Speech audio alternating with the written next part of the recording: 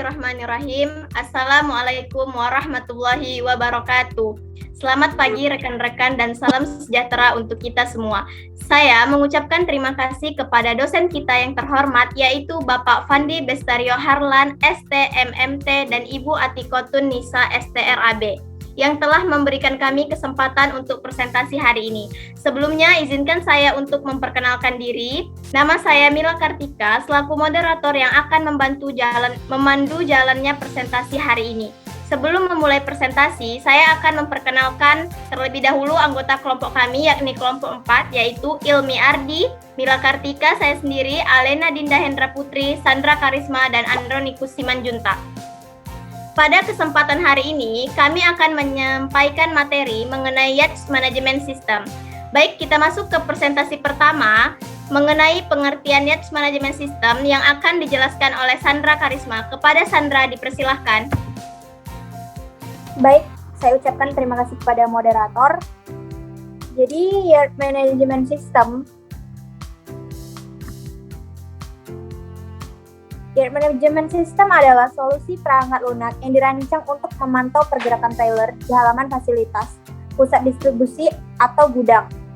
Singkatnya, ini adalah perangkat lunak yang akan membuat pekerjaan Anda menjaga operasi gudang tetap berjalan sedikit lebih lancar. Sebuah YMS mengotomatisasi banyak fungsi yang secara tradisional diselesaikan oleh tim. Bagaimana sistem manajemen halaman bekerja? 1. Visibilitas. Sistem manajemen pekarangan memungkinkan organisasi untuk mempertahankan visibilitas status pengangkutan dan pekarangan tanpa memerlukan pemeriksaan pena dan kertas tradisional. Yang kedua, ada respon cepat. Berdasarkan poin sebelumnya, visibilitas yang lebih besar dan dari sumber daya halaman dapat memungkinkan Anda untuk merespon dengan cepat, akurat terhadap kecelakaan operasional. Yang ketiga, ada manfaat utama dari sistem manajemen halaman. Saat mengevaluasi apa itu sistem manajemen pekarangan dan bagaimana sistem itu dapat meningkatkan manajemen gudang, ada beberapa faktor yang perlu dipertimbangkan, yaitu tantangan yang ada di gudang, pengembalian investasi, dan ujilah. Sekian dari saya. Terima kasih Sandra untuk penjelasannya. Selanjutnya mengenai tantangan Yates Management yang akan dijelaskan oleh Alena Dinda. Kepada Alena, dipersilahkan. Baik, terima kasih moderator. Jadi di sini saya akan menjelaskan tentang tantangan Yates Management System atau YMS. Jadi sementara tantangan halaman menghadirkan tantangan unik untuk setiap organisasi tergantung pada ukuran perusahaan dan pekarangan, produk yang ada di pekarangan, dan banyak faktor lainnya.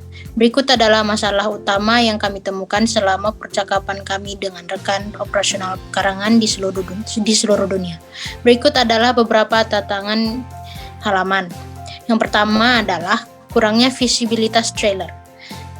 Tim halaman tidak memiliki cukup wawasan tentang aset trailer yang tersedia di lapangan dan mungkin inventaris yang menyebabkan pergerakan trailer yang tidak efisien, peningkatan biaya, dan penurunan efisiensi joki.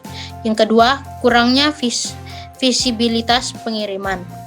Tim halaman tidak memiliki wawasan tingkat lanjut tentang kapan truk akan memasuki lapangan untuk bongkar muat, sehingga penggunaan lapangan dan sumber dayanya tidak efisien.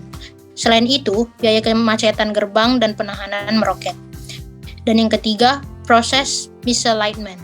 Proses transportasi gudang dan pekarangan dikelola melalui platform berbeda yang tidak diperbarui secara dinamis atau tidak dikelola secara digital sama sekali, yang mengarah ke operasi reaktif. Ini berarti pemangku kepentingan tidak memiliki wawasan tentang apa yang terjadi secara real time, yang menyebabkan penggunaan pintu dok gudang, tenaga kerja, dan peralatan yang tidak efisien, serta peningkatan biaya. Selain itu, penggunaan sumber daya transportasi yang tidak efisien menyebabkan waktu tunggu, biaya, dan penundaan yang lebih tinggi, yang dapat berdampak negatif pada hubungan pelanggan. Yang keempat adalah inefisiensi joki lapangan.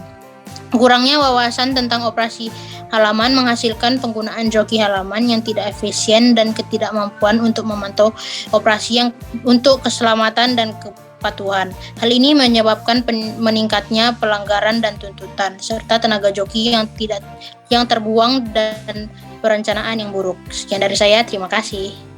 Terima kasih kepada Alena. Selanjutnya mengenai manfaat Yacht Management System yang akan dijelaskan oleh Ilmi Ardi. Kepada Ilmi dipersilakan. Baik, terima kasih moderator. Saya akan menjelaskan apa sih manfaat Yacht Management System. Selanjutnya. Baik, setidaknya ada 8 manfaat apabila perusahaan mengadopsi YMS. Yang pertama ialah improve efisiensi atau meningkatkan efisiensi. Hal ini apabila kita mengadopsi YMS, maka kita akan dapat mensinkronisasi lokasi pengoperasian di lapangan dengan yang ada di warehouse. Jadi, ini dapat mengoptimalkan proses inbound dan outbound sekaligus dalam pengawasan juga. Yang kedua, ada gain visibilities atau peningkatan visibilitas.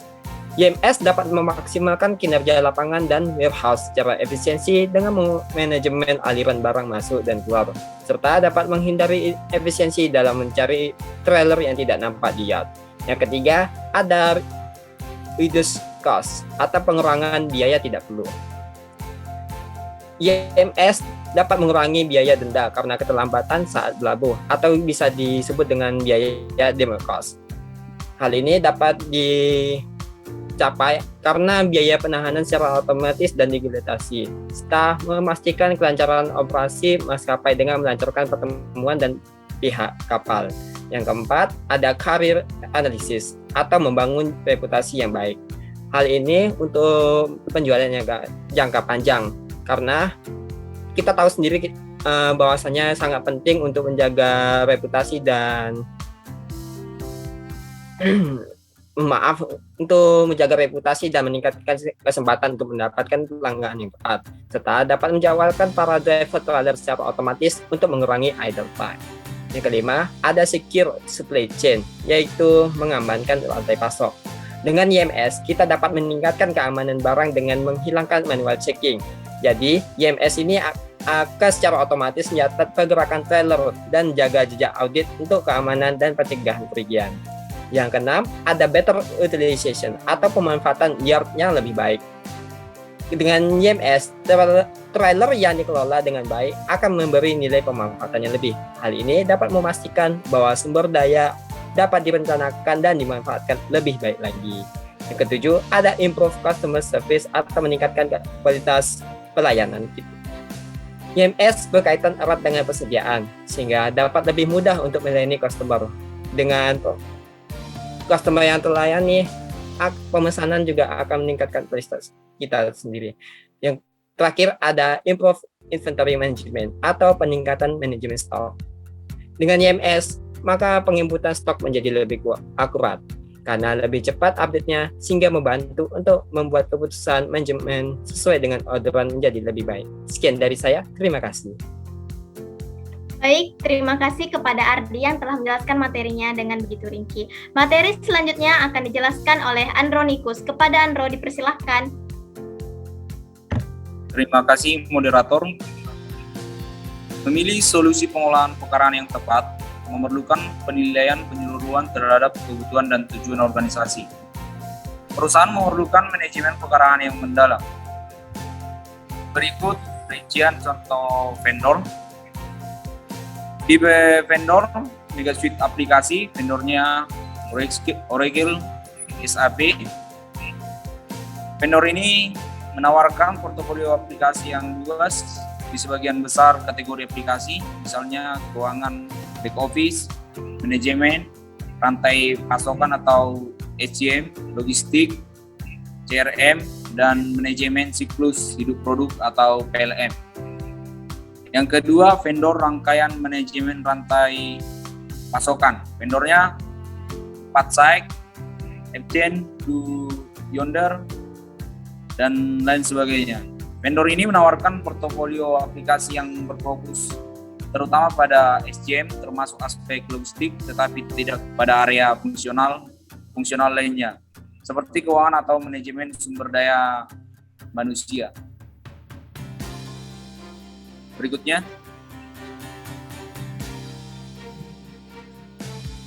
tipe vendor yang ketiga yaitu vendor visibilitas rantai pasokan. Vendornya for kids. Vendor ini adalah vendor perangkat lunak independen atau ISP yang berfokus terutama atau secara eksklusif pada visibilitas rantai pasokan waktu nyata yang berspesialisasi dalam pengolahan halaman. Platform semacam ini memberikan pandangan menyeluruh dan tentang siklus hidup dan setiap beban yang diberikan. Vendor yang keempat, tipe vendornya itu vendor spesialis IMS. Vendornya solusi C3, Keepers Inline, Compression, dan PIC. Vendor ini adalah vendor perangkat lunak independen atau ISF yang berfokus terutama atau secara eksklusif pada IMS logistik, meskipun mereka mungkin menawarkan beberapa kemampuan tambahan lainnya. Berikut sekian dari saya. Terima kasih. Baik, terima kasih kepada Andro atas penjelasannya. Sekarang waktunya saya menjelaskan mengenai COVID-19 yang mempengaruhi Yates Management System. Beberapa dampak spesifik COVID-19 pada operasi Yates Management System meliputi yang pertama, perusahaan menyesuaikan model dan proses bisnis mereka untuk menyesuaikan dengan permintaan pelanggan yang meningkat dan mengubah perilaku konsumen. Yang kedua, perusahaan mengadopsi teknologi dengan meningkatkan pemanfaatan aplikasi yang ada serta minat pada aplikasi baru seperti perangkat lunak manajemen halaman. Yang ketiga, jarak sosial memaksa perusahaan untuk memikirkan kembali proses untuk meningkatkan keselamatan pekerja garis depan. Seperti yang kita lihat di slide, bagaimana sih solusi manajemen Yates Management System ini mengatasi tantangan yang timbul dari COVID-19? Yang pertama ada data transit yang lebih baik. Solusi visibilitas mampu mendapatkan data yang lebih baik dan lebih dapat diprediksi seputar transit, menghasilkan penjadwalan pengiriman yang lebih akurat dan pengiriman tepat waktu yang lebih baik. Yang kedua, penjadwalan janji dinamis. Gangguan dalam rantai pasokan telah menyoroti kebutuhan dan akan perangkat lunak manajemen halaman untuk meningkatkan akurasi dan pemberdayaan operator melalui penjadwalan janji temu yang dinamis.